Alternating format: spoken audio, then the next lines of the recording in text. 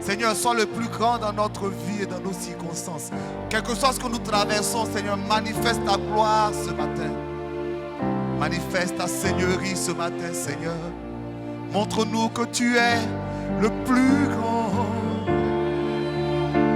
Tu es au-dessus de tout. Montre-nous que, Seigneur, tu es le plus grand. Au-dessus de tout. Montre ta gloire, Seigneur. Nous voulons te voir agir dans nos vies, dans nos circonstances, dans nos vies. Seigneur, tu es le plus grand, au-dessus de tout. Au-dessus de tout. Tu es le plus fort, Seigneur. Tu es le plus fort. Au-dessus de tout. Tu es le plus puissant, Seigneur. Tu es plus puissant que les circonstances. Plus puissant que la maladie. Tu es acclamé. Tu es acclamé. Au-dessus. Tu es acclamé, acclamé, acclamé. Acclamé. Acclamé. Acclamé. Amen. Sois béni, Seigneur, ce matin. Bénis ta parole, bénis nos cœurs, s'il te plaît. Au nom de Jésus. Amen. Tu veux t'asseoir, sois béni ce matin. Ce matin, je veux terminer mon message que j'ai intitulé 3 étapes vers la bénédiction. Et on va lire 3 textes pour marquer ces 3 étapes. Nous lisons 1 Samuel 16, le verset 13. Nous lisons 2 Samuel 2, le verset 4. Et nous lisons 2 Samuel 5, le verset 3. Je lis 1 Samuel 16, le verset 13. Samuel prit la corne d'huile et loignit le L apostrophe ici, c'est pour David, au milieu de ses frères. L'Esprit de l'Éternel saisit David à partir de ce jour et dans la suite. Samuel se leva et s'en alla à Rama. 2 Samuel 2, le verset 4. Les hommes de Juda vinrent et là ils joignirent David pour roi sur la maison de Juda. On informa David que c'était les gens de Jabez en Galade qui avaient enterré Saül. 2 Samuel 5, verset 3. Ainsi tous les anciens d'Israël vinrent auprès du roi à Hébron. Et le roi David fit alliance avec eux à Hébron. Devant l'Éternel, il joignit David pour roi sur Israël. Que Dieu bénisse sa parole. Chers amis, le même David a reçu 3 fois l'onction royale. Et ce que j'appelle les 3 étapes vers la bénédiction. D'abord, il n'était qu'un jeune homme, quelque part, en train de s'occuper des brebis de son père. Lorsque le prophète Samuel est venu, et le prophète Samuel a mis l'onction sur sa tête, c'est-à-dire l'huile, en disant, je te oins comme roi. Dis Amen. Chaque fois que Dieu veut te bénir, il va commencer à te oindre comme roi, à te destiner, à te distinguer, alors que personne ne le voit ou que personne ne le sait. À la réalité, c'est ce que j'appelle l'exaucement. Vous savez, ce n'est pas quand tu vois la chose arriver que tu es exaucé. Dis Amen. Ce n'est pas quand la chose s'accomplit que tu es exaucé. C'est quand dans ta chambre, Dieu te dit, mon fils, ma fille, ne t'inquiète pas, je vais le faire. C'est quand, alors que tu es en train d'adorer Dieu, Dieu te dit, je vais accomplir cela. Personne ne le voit, personne ne le sait. Mais Dieu a déjà libéré sa parole. Et quelles que soient les circonstances, il va faire que cette parole va s'accomplir dans ta vie. Je veux entendre Amen. Lorsque David a reçu l'onction, la Bible dit que l'Esprit de Dieu était avec David à partir de ce jour. Mais David est resté un berger. Aux yeux des hommes, il n'était pas roi. Mais aux yeux de Dieu, il était déjà roi. Je ne sais pas ce que Dieu t'a promis dans ta vie et dans tes circonstances. Si Dieu t'a promis quelque chose, sache que ça va s'accomplir, quelles que soient les circonstances. Amen. Ce qui est important, ce n'est pas que tu vois la chose arriver. Ce qui est important, c'est que Dieu t'ait parlé. Si Dieu t'a dit, il va te guérir, il va te guérir. Si Dieu t'a dit, il va t'élever, il va t'élever. Si Dieu a dit qu'il va te faire percer en guillemets, il va le faire. Si Dieu dit, il va te rendre riche, il va te rendre riche. Ce que Dieu dit là, il va accomplir. Il dit, je ne fais rien sans prévenir d'avance mes serviteurs les prophètes. Donc il faut que Dieu parle dans ta vie avant d'accomplir. Reçois l'exaucement ce matin. Il dit, reçois l'exaucement ce matin. Quelles que soient les circonstances que tu traverses, il faut savoir que si Dieu a parlé, il va faire. Vous savez, lorsqu'on prie, on ne prie pas pour l'accomplissement, on prie pour l'exaucement. C'est-à-dire, je prie à ce que Dieu libère une parole. Parce que tant que Dieu n'a pas libéré une parole, je ne peux pas posséder, je ne peux pas réclamer, je ne peux pas vouloir avoir quelque chose n'a pas encore dit. Quelque chose que Dieu n'a pas encore dit. Est-ce que tu es avec moi? C'est quand Dieu a libéré la parole que je peux commencer maintenant à posséder, à réclamer, à prendre ça pour moi. Que Dieu t'exauce ce matin, qu'il libère le parole dans tes circonstances, qu'il agisse dans ta vie. Mais David a reçu une deuxième onction comme roi. C'est ce que j'appelle l'accomplissement. L'accomplissement, c'est quand, après que Dieu t'ait dit qu'il allait faire la chose, tu vois la chose se réaliser. Je compare l'exaucement à la conception. Alléluia. Quand un bébé doit naître, il y a quelque chose qui se passe dans le corps de la femme, mais qui est intérieur. Amen. Que personne ne voit. La Bible dit que la parole de Dieu est une semence. Souvent le thème qui est expliqué dans le grec, là, je n'aime pas trop dire le thème tel que c'est dit dans le grec, parce que ça va choquer les gens. Parce que le mot semence, dans le grec, c'est le mot sperma. Donc la parole de Dieu, c'est ...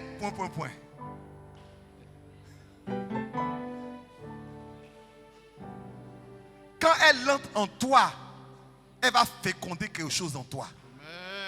Amen. Les gens ne voient pas ce qui se passe parce que c'est à l'intérieur de toi. Mais le bébé ne sort. Ce n'est pas parce que le bébé est sorti 9 mois après qu'il a été conçu, le mot il sortait. Il y a quelque chose qui s'est passé à l'intérieur et puis tout le monde voit c'est un jour. Ce que Dieu a promis que personne ne voit là. Un matin, ça va se manifester. Et les gens m'ont dit, mais d'où est-ce que ça vient? Ça vient que la semence de Dieu est entrée en toi un jour par la puissance de l'exaucement. Mais un jour, tu vas pousser ce bébé. Tout le monde va le voir. Ça, c'est l'accomplissement. Ah, la chose est là. Tu es heureux. Parce que maintenant, là, tu as prié pour ton mariage. Et puis, tu es marié. Alléluia. Tu as prié pour un enfant. Et puis, l'enfant est là. Tu as prié pour un travail. Et puis, le travail est là. Tu as prié pour un ministère. Et puis, le ministère est là. Tu as prié pour l'argent. Et puis, l'argent est là. Tu es content. Mais ce n'est pas la fin. Parce qu'il y a une dernière étape. Et c'est ce qu'on va voir aujourd'hui. On passe de l'accomplissement à l'établissement. Dis Amen. Amen. Donc aujourd'hui, on va voir ensemble de l'accomplissement. Dis avec moi, de l'accomplissement à l'établissement. Qu'est-ce que l'établissement? Il est dit dans 2 Samuel chapitre 5, le verset 3. Ainsi, tous les anciens d'Israël vinrent auprès du roi à Hébron. Et le roi fit alliance avec eux à Hébron devant l'Éternel. Et il joignit David pour roi en Israël. En d'autres termes, David était roi. Mais n'était pas roi de tout le territoire que Dieu voulait pour lui. Tu sais, si tu crois qu'une bénédiction c'est la fin, tu te trompes. Car une bénédiction peut être arrachée. Une bénédiction peut être déformée. Une bénédiction authentique peut devenir pour toi ton vrai cauchemar. Je ne peux pas dire amen, mais c'est la vérité. Tu as prié pour te marier. Dieu t'a exaucé dans le mariage. Maintenant tu dis, hé, si j'avais su, je n'allais pas me marier. Ça ne veut pas dire que ce mariage, Dieu n'était pas d'accord. Hein? Amen. Ça ne veut pas dire que Dieu n'était pas dedans.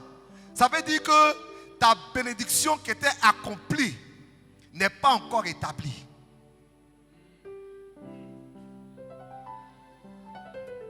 Tu as prié pour ton travail, Dieu t'a donné le travail. Mais le travail devient un problème pour toi. Parce que c'est comme si tu as un bébé et le bébé n'a pas encore grandi. Le bébé peut mourir en route. Il peut tomber malade. Il peut avoir beaucoup de circonstances. Tout à l'heure, le docteur Zabi nous disait que nous devons éduquer nos enfants. Alléluia. Je veux te dire que tu dois aussi éduquer ta bénédiction. Pour que ta bénédiction ne soit pas, il ne faut pas élever ta bénédiction, docteur Zabi. Non, ça c'est vrai. Tu es là, je suis marié. Voilà. Donc tu vas maintenant élever ta bénédiction. C'est-à-dire, tu vas faire tout ce qui est naturel et normal pour le mariage. Et puis tu vas être étonné qu'à la fin de la journée, le mariage n'est pas en train de prendre le chemin que toi tu voulais qu'il prenne.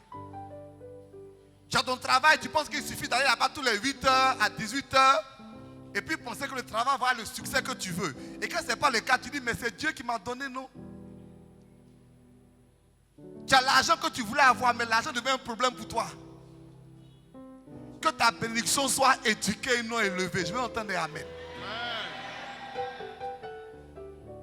Et pour ça, il faut établir ta bénédiction. Donc, David a été roi sur Juda. Mais quand vous lisez la parole de Dieu, je n'ai pas le temps de vous expliquer. Vous pouvez lire dans le texte. Il est dit qu'en même temps que David était roi sur Juda, il y avait un homme qui s'appelait Ish-Bosheth. Dis avec moi, Ish-Bosheth. Qui régnait sur le reste du territoire. Ish-Bosheth, c'est un nom intéressant. Ish, ça veut dire l'homme. Et puis Bosheth, ça veut dire la honte.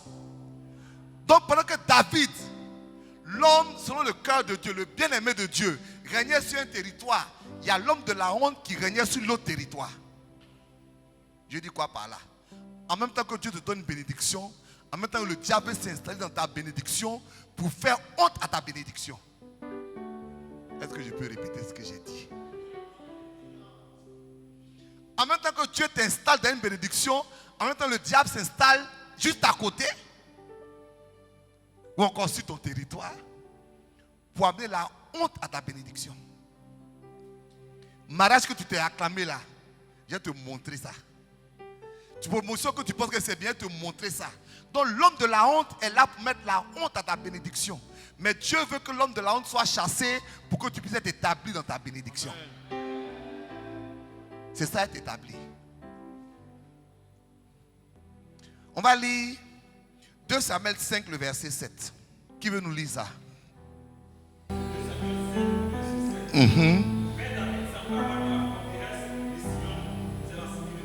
Amen. Mais David s'empara de la forteresse de Sion.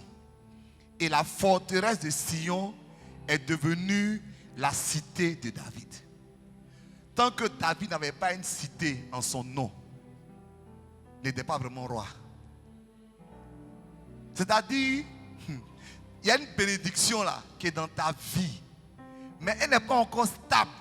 Si la bénédiction n'est pas attachée à ta personne, si tu n'en es pas le propriétaire spirituel.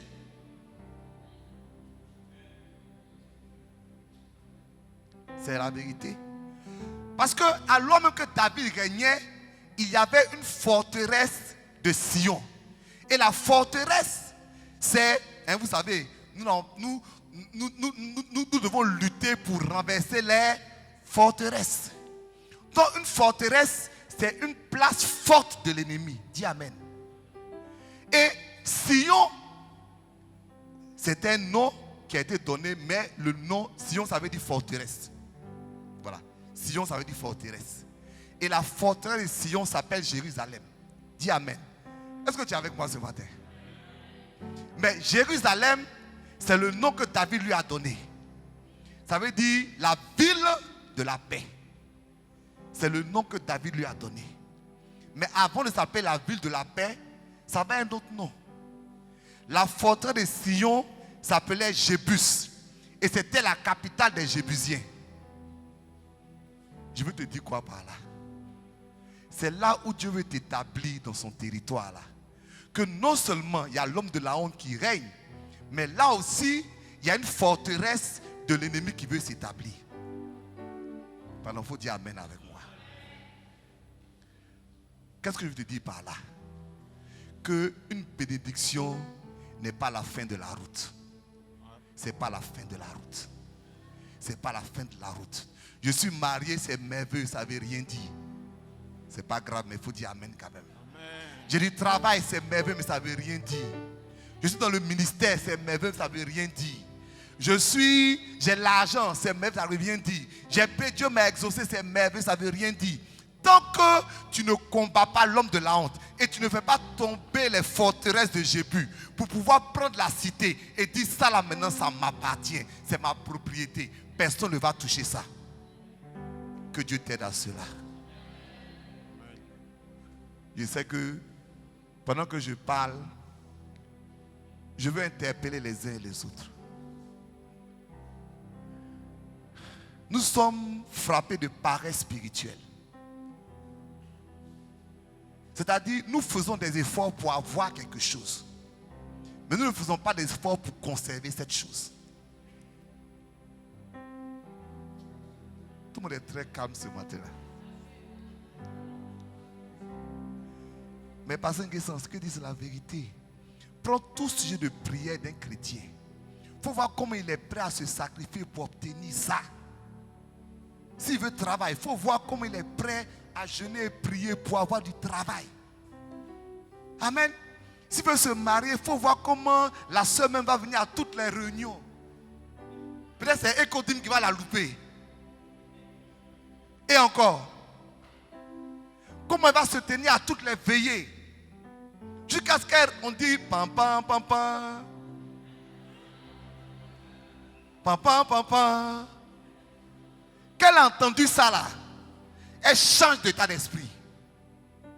Elle passe de combattante à quoi? Reposante.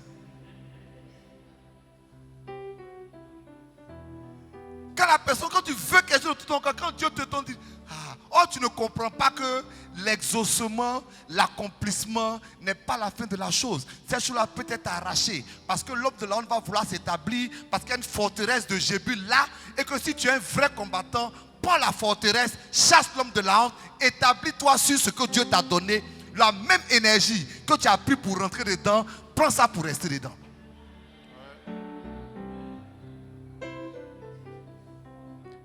Oui, pasteur. La même énergie. C'est pour ça qu'on a des bénédictions qui se transforment en problèmes pour nous. Parce qu'on ne veut pas mettre l'énergie qu'il faut spirituellement, à tout point de vue, pour que cette bénédiction-là soit quelque chose qui dure, qui s'établisse, jusqu'à ce qu'on puisse dire la cité d'eux, le mariage d'eux, le travail d'eux, le ministère d'eux, l'argent d'eux, quelque chose devient ta possession, que personne ne peut toucher, parce que Dieu lui-même dans le ciel a établi que c'est pour toi. Dis Amen. Dis de l'accomplissement à l'établissement. Est-ce que ta bénédiction est établie dans ta vie? Ou bien est-ce que tu l'as vu venir et puis tu la vois partir? Est-ce que tu as commencé à goûter et puis c'est plus tout dans ta bouche? Est-ce que tu es en train de t'asseoir sur la chose? Alléluia. De t'asseoir sur la chose. Femme, est-ce que vous êtes là? Asseyez-vous sur votre mariage. Je suis sérieux. C'est-à-dire l'énergie que vous avez pris pour pouvoir rentrer dans le mariage là. Mettez ça dans la même activité pour garder votre mariage. Je suis pasteur, je vois les trucs de foyer. Il y a une sorte de paresse intellectuelle, une paresse psychologique, une paresse émotionnelle, voire une paresse physique. Quel choc. Parce que on est dedans. Quand j'ai un travail, il y a une sorte de paresse qui s'installe parce que je suis dedans.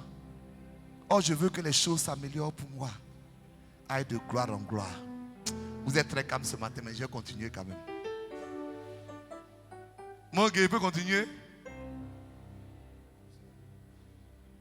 Dis à ton voisin que Dieu t'établisse dans ta bénédiction. Dis à quelqu'un que Dieu t'établisse dans ta bénédiction. Ce matin, je veux te donner 3 conseils qui vont aider Dieu à t'établir dans ta bénédiction.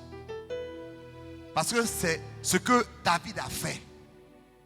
Tel qu'il a une cité en son nom, il a fait 3 choses. La première des choses que David a faites, alléluia, c'est qu'il a transféré l'âge de l'alliance dans sa cité. Amen. Il a même fait mieux que ça. Il a transféré l'âge de l'alliance à côté de sa maison. Alléluia. C'est-à-dire, il a considéré que ce qu'il avait là, il fallait qu'il attire Dieu d'abord totalement dans ça.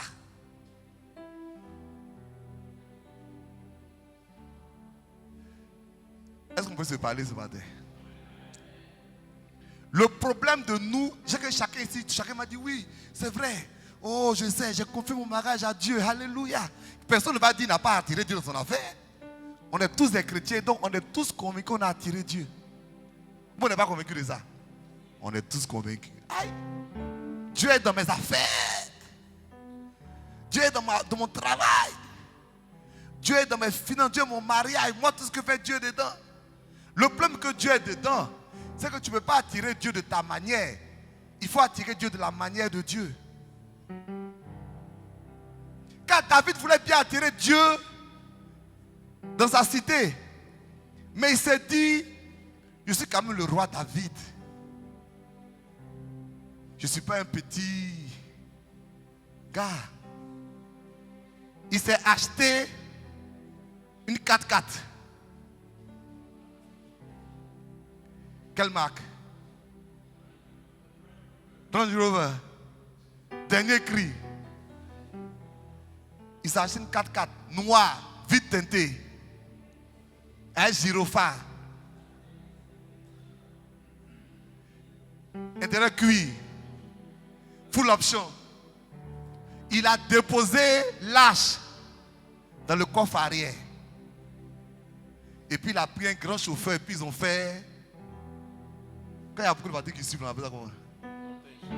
Cortège. Ils sont entrés dans Jérusalem. C'est une image, mais ce qu'ils ont fait. Parce que c'est vrai, il n'y avait pas 4x4 en ce temps-là. Ils m'ont dit il a acheté un char neuf. Amen. Ils ont fait cortège pour rentrer. Ils sont rentrés. D'accord? Donc sur le char, ils sont rentrés. Maintenant, à un moment là, l'arche a vacillé. Donc il y a un gars, lui, il pense qu'il fait bien.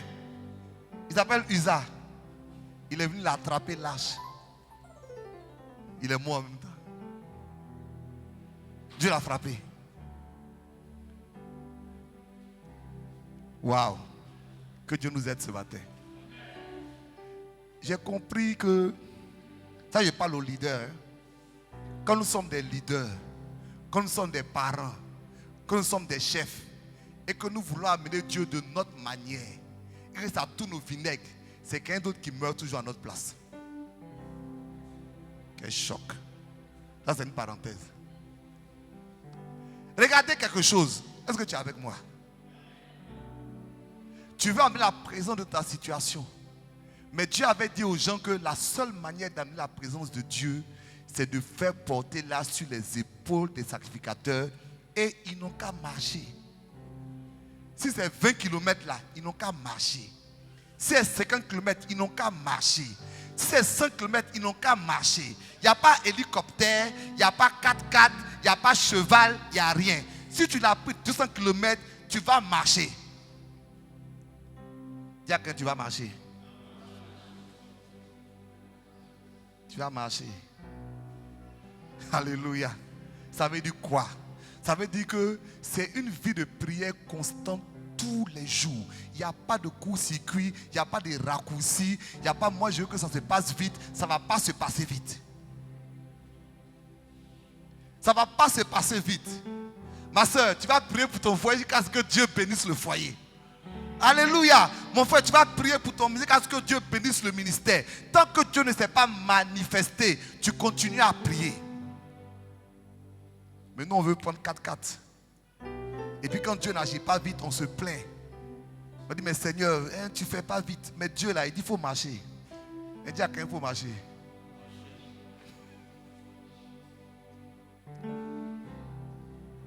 Et puis tu ne marches pas seul, tu marches avec un poids sur ton dos. Il ne faut pas laisser tomber, il faut marcher sur moi. Que Dieu aide quelqu'un ce matin à amener la présence de Dieu dans ses circonstances, dans sa vie. Si tu penses que Dieu t'a béni, alors continue de prier pour ta bénédiction. Ne laisse pas tomber, ne baisse pas les bras. Si c'est travail, si c'est foyer, si c'est ministère, si c'est quoi que ce soit, si tu penses que c'est Dieu qui t'a donné, ne baisse pas les bras. Continue de prier. Que Dieu se retrouve au milieu de ta cité. Que Dieu soit au centre de ta cité. Si tu as une décision à prendre là, laisse Dieu prendre la décision pour toi. Si tu as un challenge, laisse Dieu s'occuper du challenge. Ne cherche pas à gérer ça de ta manière au milieu de la route. Parce que le plan de David, ce n'est pas seulement qu'il voulait aller vite, mais il voulait aller à sa manière. À sa manière. Ça me fait tout sourire. Il dit, tu sais, nous les chrétiens, est-ce que tu es avec moi ce matin? Amen. Dis Amen. Amen. Nous les chrétiens, on pense que Dieu va être obligé, comme c'est à cause de son nom, de nous soutenir, quelle que soit la manière. Parce qu'en fait, c'est ça. C'est-à-dire qu'on a pris un char. Mais Seigneur, même si c'est char là, tu ne vas pas laisser l'âge tomber. Donc moi, usage ce que j'ai fait là, ce n'est pas mauvais.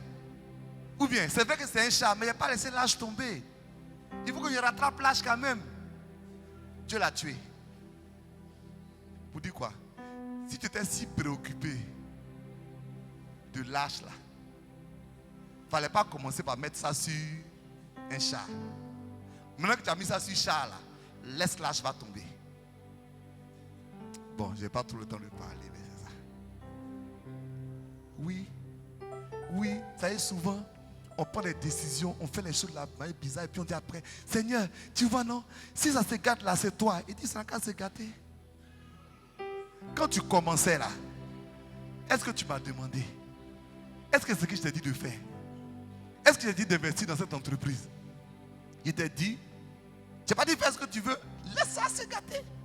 Est-ce qu'il t'a dit de faire ceci, de faire cela? Donc, quand nous voulons que Dieu soit dans notre affaire, faisons les choses à la manière de Dieu. Et Dieu nous bénira. Est-ce que tu veux que ta bénédiction soit établie? Mets Dieu au cœur de ton projet. Mets Dieu au cœur de ton projet. 2 Samuel 9, verset 3. Je lis. Le roi dit, il n'y a-t-il plus personne de la maison de Saül pour que juste envers lui de la bonté de Dieu? Et Tsiba répondit au roi, il y a encore un fils de Jonathan, perclus des pieds. Deuxième chose, c'est que juste après avoir envoyé l'arche de Dieu dans sa cité, David a cherché quelqu'un qui l'allait aider. Il dit, n'y a-t-il pas quelqu'un que je veux bénir? Alléluia. Dieu bénit les bénisseurs. Est-ce que tu peux répéter ça? Dieu bénit les bénisseurs. Toutes les personnes qui veulent que Dieu ne leur arrache jamais leur bénédiction, prends ta bénédiction pour bénir quelqu'un, Dieu va augmenter. Alléluia. Quand Dieu t'a élevé, j'ai entendu ce témoin, je vais te raconter ce témoin ici, je le dis courtement. J'étais à une dédicace et puis c'était un pasteur qui prêchait. Et il disait, il est né très pauvre. Quand on dit pauvre là, c'est par exemple, tu rentres et puis la maman a juste du riz, elle n'a même pas d'huile pour mettre dessus. Ces piments là, elle ne peut plus vous manger. Même l'huile, elle n'a pas. Et il avait dit à Dieu que vraiment, quand il grandissait, il avait dit, moi ce qui est sûr, je vais être riche. Je ne serai pas pauvre. Et comme il n'était pas chrétien, il disait, même s'il faut que je sois gangster, même s'il faut que je sois brouteur, tout, moi là, ce que j'ai vu dans la pauvreté là, je ne veux plus être pauvre. Et Jésus il a touché son cœur. Il est devenu chrétien. Il est devenu pasteur. Il a dit à Dieu, je ne peux plus être brouteur, mais ce qui est sûr, je ne serai pas pauvre. Donc, moi je ne veux pas être pauvre. Débrouille-toi. Et il a commencé à prier. Il a commencé à jeûner. Il a commencé à chercher Dieu pour ne pas être pauvre. Mais malgré ses jeûnes, malgré ses prières, malgré ses moments de retraite, il était toujours pauvre. Et un jour, il était en train de prier, jeûner, chercher Dieu. Et Dieu lui a dit, mon fils, je vais te poser une question. Je paraphrase, c'est ce qu'il a dit, quand tu plantes manioc, tu récoltes quoi? Quand tu plantes igname, tu récoltes quoi? Quand tu plantes maïs, tu récoltes quoi? Tu es en train de planter jeûne et prière. Tu vas récolter quoi? Onction, vie spirituelle, sainteté, mais pas l'argent. Ou bien c'est pas ça? Tu n'as pas récolté l'argent. Ce que tu es en train de semer là, c'est bon. Mais ça n'a jamais te donné l'argent. Oui. Il dit, tu veux l'argent, non? Il dit, ah Seigneur, c'est pour ça qu'il prie. Il dit, ok. Tu vas te lever actuellement, prends ton argent là. Cherche une église qui est en construction. Va trouver l'église. Il va donner l'argent. Il dit, à partir d'aujourd'hui là, je veux que chaque jour, c'est une alliance, tu sèmes la vie de quelqu'un. Non, il a pris son argent le premier jour. Il rentre dans une église à Boaké. Il ne connaît pas là. Il dit, ça va? Il dit, vous êtes en construction, non? Il dit, c'était tout son fonds. Quoi, c'était 500 000 quoi. Il dit, c'était tout son fonds. Il dit, tiens. Les gars, vous avez dit, il a béni le Seigneur. Il dit, Seigneur, Quand il partait, il dit, tu penses que moi aussi je vais te donner pas?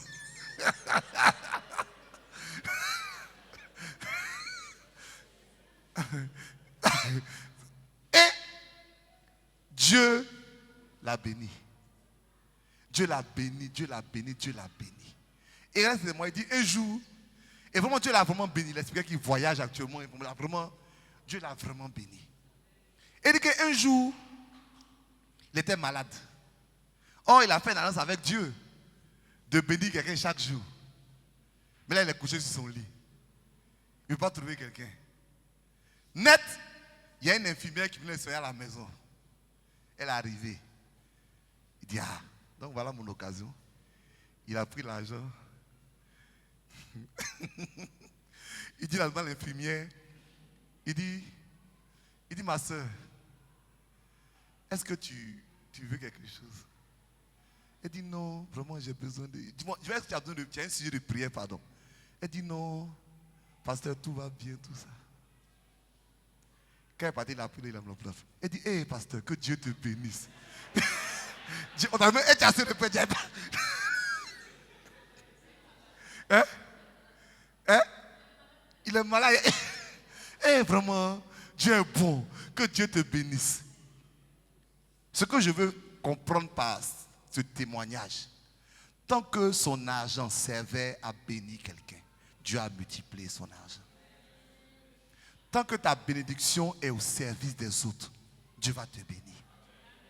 Quelle que soit la bénédiction. Je n'ai pas dit, ça c'est l'argent, mais quelle que soit la bénédiction. Si Dieu t'élève quelque part, sache comment tu vas prendre cette élévation-là pour aider quelqu'un. Comme ça, quelqu'un va dire ton bon nom auprès de Dieu. Si tu es directeur, aide quelqu'un.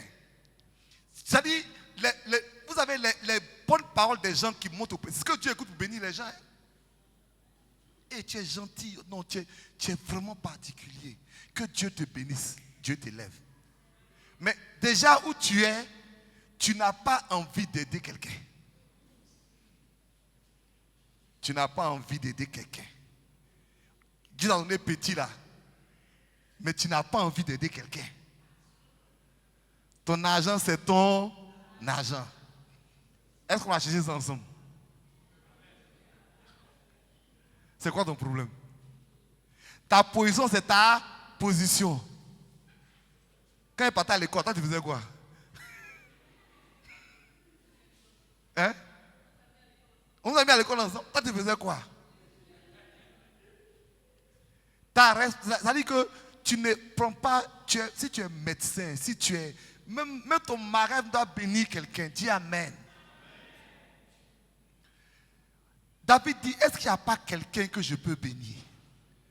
Je n'ai pas le temps de vous parler de Mephibosheth, comment David est parti le sortir de l'extrême pauvreté. Et, à Lo-Débar. Ça dit, le quartier de la désolation. Il est parti, il a envoyé tous les agents du gouvernement pour aller le sortir de là-bas. Et puis il dit, à partir d'aujourd'hui, là, tu as assis la table des rois maintenant, tu manges avec moi. Et quand Dieu voit un état d'esprit comme ça dans la vie de quelqu'un, il continue de le bénir. Que Dieu t'aide à ce que ta bénédiction soit une bénédiction pour quelqu'un d'autre. Alléluia. Celui qui arrose sera arrosé. Quand Dieu t'établit quelque part, il te donne un peu, cherche l'établissement. Cherche à être pour dire bénédiction. Tu sais, est-ce que je peux te parler? Les hommes ne vont pas te féliciter. Les hommes ne seront pas reconnaissants. Si tu écoutes les hommes, tu ne vas pas aider les hommes. L'homme est mauvais. L'homme est ingrat. Mais Dieu, il se souvient. Toujours. Il se souvient. Et le bien que tu fais va t'accompagner pour te bénir. Troisièmement, est-ce que tu veux que Dieu établisse ta bénédiction? Cherche quelqu'un à qui transférer cette bénédiction. Je n'ai pas dit aider, je dis transférer cette bénédiction. En d'autres termes, sois le mentor de quelqu'un qui va grandir en bas de toi. Dis Amen. Tire quelqu'un vers le haut. Car, quand David est devenu roi à Jérusalem, il a choisi son successeur en la personne de Salomon. Avant, il n'avait pas de successeur. Vous avez Dieu est bizarre, hein? Quand David a duré longtemps avant d'arriver à Hébron, c'est-à-dire sa première onction de roi. Avant d'arriver à Hébron, il était un homme adulte, hein? Il avait des femmes, mais il n'avait aucun enfant. Tous les enfants de David sont nés à Hébron. Et c'est quand David est arrivé à Jérusalem que David a choisi son successeur. Il y a une grâce dans la vie de quelqu'un que Dieu veut établir. Cette grâce, c'est la grâce de multiplication et c'est la grâce de transmission. Merci. Que la grâce de transmission soit sur ta vie. Je vous dis quoi? Si tu es marié là, aide quelqu'un à se marier. Qu'est-ce que ça veut dire littéralement? Ce que tu as fait pour rentrer dans le mariage, prends quelqu'un, prends sa main, puis aide ma soeur, moi, si elle t'aide, tu as rentré. Alléluia.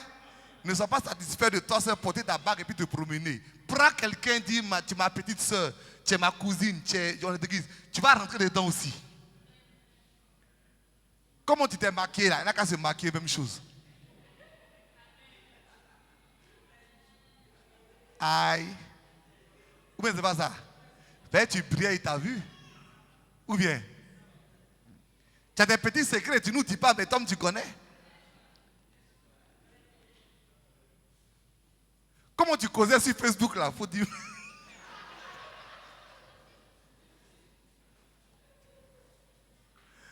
Alléluia. Si Dieu a fait de toi un homme d'affaires, une femme d'affaires, cherche quelqu'un aussi. Fais de lui un homme d'affaires. Fais une femme d'affaires. Si Dieu a fait de toi un cadre dans une entreprise, prends un jeune de l'église, dis Amen. Prends un jeune de l'église, dis viens, je vais être ton sponsor. Je vais être ton coach, pardon. Je vais t'aider. Toi, tu seras cadre dans une entreprise. On est béni pour transmettre la bénédiction à quelqu'un. Tu sais, quand tu fais ces choses-là, Dieu même te cherche pour t'établir. Il te cherche parce qu'il voit que... Bon. Je dis souvent, Dieu c'est un investisseur. Hein? Il regarde et dit, bon, parmi tous ces gens-là, quel est le meilleur gars? Quand je vais le bénir, sa bénédiction va me rapporter beaucoup. Parce que, il va me mettre au cœur de toutes ses activités. 2, il va aider quelqu'un d'autre. 3, il va chercher quelqu'un à qui il va transmettre sa bénédiction. Donc quand il voit, il dit, mais moi je te choisis, c'est toi je veux. Et quand il t'a donné et que tu ne fais pas ça, il dit, mais moi je ne peux pas arriver loin avec toi. Je ne veux pas arriver loin avec toi. Parce que petit que tu as là, tu m'as oublié d'abord pour commencer. On n'est pas arrivé quelque part, tu m'as oublié. Je me rappelle ce monsieur-là, il est arrivé à l'église, il était chômeur. Ça c'est une histoire vraie. On a prié pour lui, il travaille. Bon travail, il a une voiture de fonction. Il ne vient pas à l'église, hein. Il prend une voiture de fonction pour chercher femme.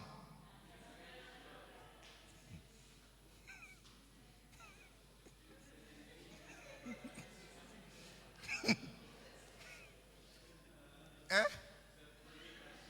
Comment? Voilà, mais comme ça, on va pas féticher, on va pas venir voir Dieu. Ben, évidemment, on l'a chassé de son travail, dada, rapidement. On n'a pas prié pour ça, Dieu me s'est occupé de le faire chasser. Dieu me s'est occupé, on l'a chassé. Et puis quand il revient à l'église encore, hein, ils ne connaissent pas la honte.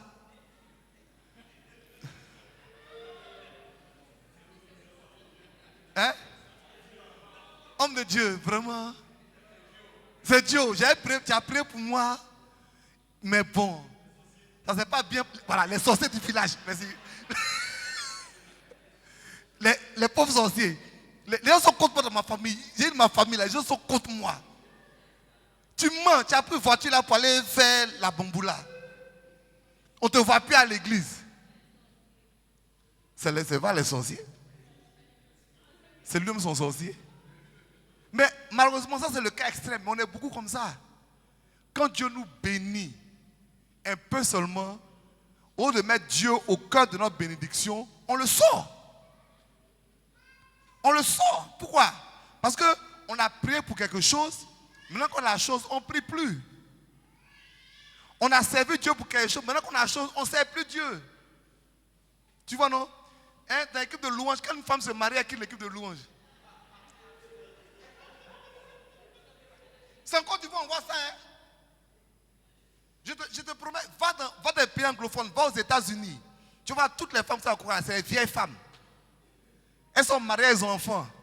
Mais chez nous ici, là, dès que tu es marié, tu ne peux plus chanter pour Dieu. Où est le rapport? Où est le rapport entre ton mari et puis ta voix que tu chantais pour Dieu? Où est le rapport? Dès que tu es marié, tu ne peux plus être dans l'accueil. Mais quand on réfléchit comme ça, là, vous pensez que Dieu lui réfléchit comment? Lui réfléchit comment? Quand tu n'avais pas de travail, tu priais, Seigneur, donne-moi travail. Mais quand tu travailles, même dimanche, on ne te voit plus. Je n'ai pas dit, oh, avant tu venais aux réunions du soir. Hein? Dimanche, on ne te voit plus. Quand on t'appelle, oh, tu sais, pasteur, tu sais, je suis un peu occupé. Hein? Tu es occupé. Ah. Hein? Il va au sport dimanche. Il se repose.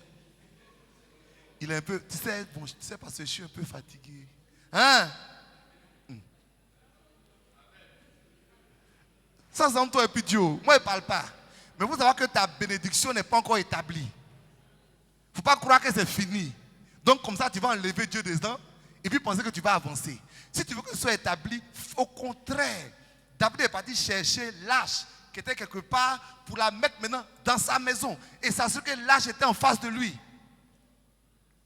Maintenant, Dieu que tu m'as béni là, je te mets au centre de ma vie, au centre de mon travail, au centre de mes activités, au centre de mon mariage, au centre de mes finances, au centre de mon ministère, au centre de tout. Même ministère, tu peux faire ministère et puis ne plus mettre Dieu au centre de ton ministère. Comment? Mais oui, si tu as appris toutes les sortes de techniques, tu penses que tu peux servir Dieu avec technique. On sert Dieu avec la présence de Dieu. On sert Dieu avec l'adoration, l'approche de Dieu. Quelqu'un va me dire Amen. Quand tu vois quelqu'un qui est béni et qui met maintenant Dieu au centre de ses activités, il établit. Quand tu vois quelqu'un qui est béni et qui cherche à aider quelqu'un d'autre à sa bénédiction, il établit. Quand tu vois quelqu'un qui est béni et qui cherche à transmettre ses besoins à quelqu'un d'autre, il établit. Ce qui va dire que Dieu va te faire passer de l'accomplissement à l'établissement. Que Dieu bénisse sa parole ce matin et que la grâce de Dieu coule dans nos vies. Que Dieu nous établisse. Amen.